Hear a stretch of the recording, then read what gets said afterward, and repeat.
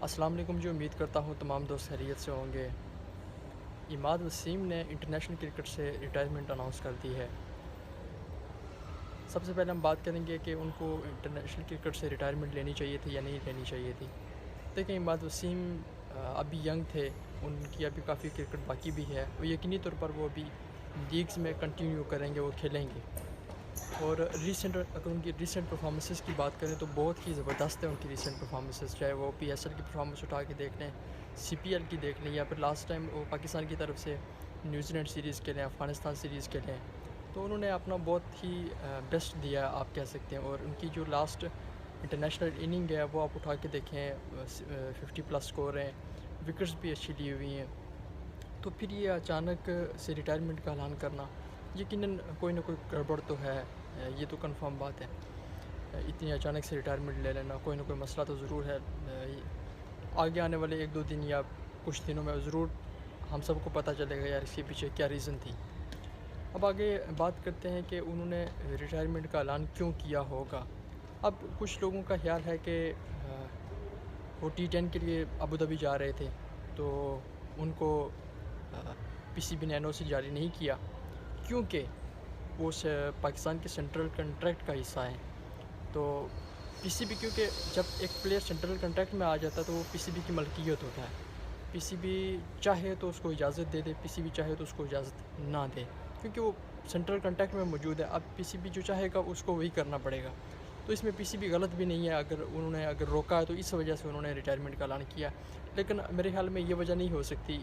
اور کچھ لوگوں کا یہ بھی ماننا ہے کہ یار کہ عماد وسیم کو کیپٹن نہیں بنایا گیا T20 ٹیم کا، اس وجہ سے ہو سکتا ہے۔ اب بہتر یا پھر اصل ریزن جو ہے وہ تو وہی جانتے ہوں گے، ان کو پتہ ہوگا کہ انہوں نے کیوں ریٹائرمنٹ کا اعلان کیا ہے۔ حالانکہ یہ کنفرم بات ہے کہ وہ پی سی بی کے اور کیپٹنز کے پلان میں ضرور شامل ہوئے ہوں گے آگے آنے والی T20 سیریز کے لیے، اور یقینی طور پر انہوں نے 2024 کا ورلڈ کپ بھی کھیلنا تھا۔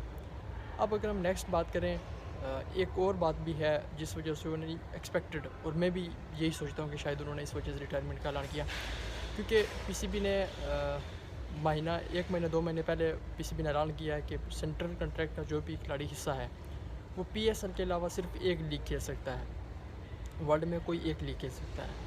اور چونکہ عماد وسیم تو ظاہر سی بات ہے اس وقت دنیا کی ہر لیگ کھیلتے ہیں، چاہے وہ سی پی ایل ہو، چاہے وہ پی ایس ایل T10 ہو، یا پھر بنگلہ دیش پریمیئر لیگ ہو، سری لنکا پریمیئر لیگ ہو، ایشیا افرو پریمیئر لیگ ہو، تو ساری لیگز کھیلتے ہیں۔ تو ظاہر سی بات ہے پی سی بی نے تو ایک ہی الاؤ کیا ہے، چونکہ عماد وسیم سینٹرل کنٹریکٹ کا حصہ بھی ہیں، تو اس وجہ سے شاید انہوں نے یہ ڈیسیژن لیا ہوگا، کیونکہ ظاہر سی بات ہے ایک لیگ ان کو کھیلنا پڑے گی اگر وہ سینٹرل کنٹریکٹ میں رہتے ہیں۔ تو ٹھیک ہے، وہ انہوں نے سوچا ہوگا یار میں انٹرنیشنل کرکٹ سے ریٹائرمنٹ لے لیتا ہوں، تو اس کے بعد ایزی ہو کہ میں لیگز میں کھیلوں گا یا لیگز میں توجہ دوں گا، اس کے بعد وہ کھیل سکتے ہیں، کیونکہ وہ انٹرنیشنل کرکٹ سے ریٹائر ہوں گے، سینٹرل کنٹریکٹ کا حصہ نہیں ہوں گے، تو یقینی طور پر وہ ہر لیگ کو کھیل سکتے ہیں۔ تو ایک ریزن یہ بھی ہو سکتا ہے، اور یقینی طور پر میرے خیال میں یہی ریزن ہوگا۔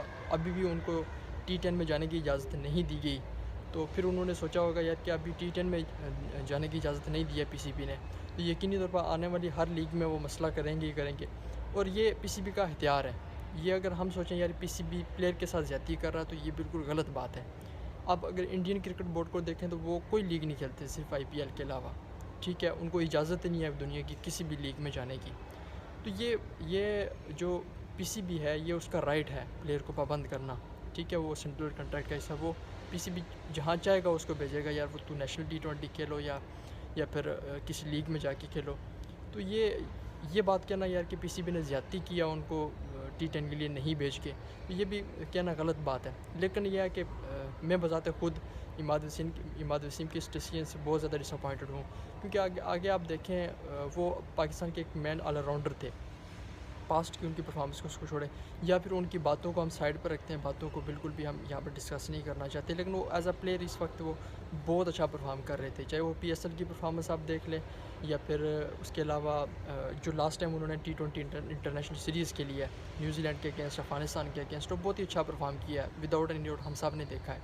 تو ان کی ضرورت تھی ان کو ٹیم کی، تو انہوں نے یہ ڈیسیژن نہیں لینا چاہیے تھا، کم از کم اگر وہ لینا بھی چاہتے تھے یا پھر لیگز کے لیے یا پھر کوئی بھی مسئلہ، ظاہر سی بات ہے آج کل کی جو کرکٹ چل رہی ہے اس میں زیادہ تر پلیئر جو ہیں وہ لیگز پر ہی فوکس کرتے ہیں، لیگز کو توجہ دیتے ہیں۔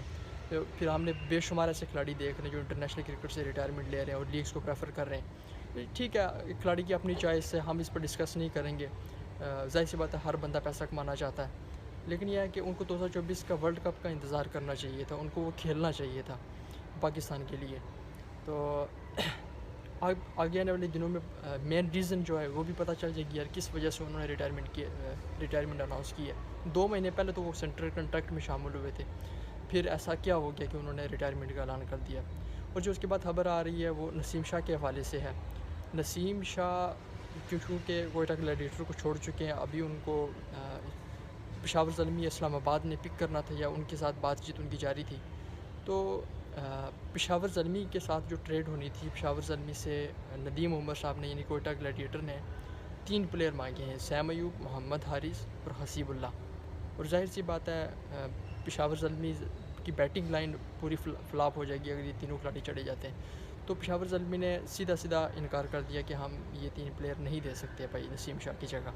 اب ان سے اس ٹریڈ کا تو بالکل خاتمہ ہو گیا, یعنی کہ ان کے ساتھ تو ہو نہیں سکتی ہے.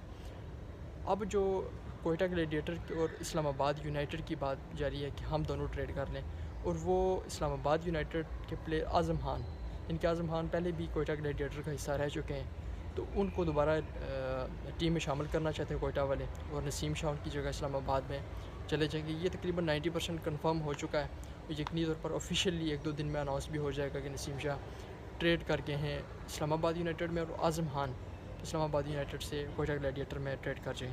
اب دیکھتے ہیں کہ نیکسٹ کیا بنتا ہے. ٹھیک ہے, آج کے لیے اتنا ہی, انشاءاللہ ملتے ہیں نیکسٹ ویڈیو میں. اللہ حافظ.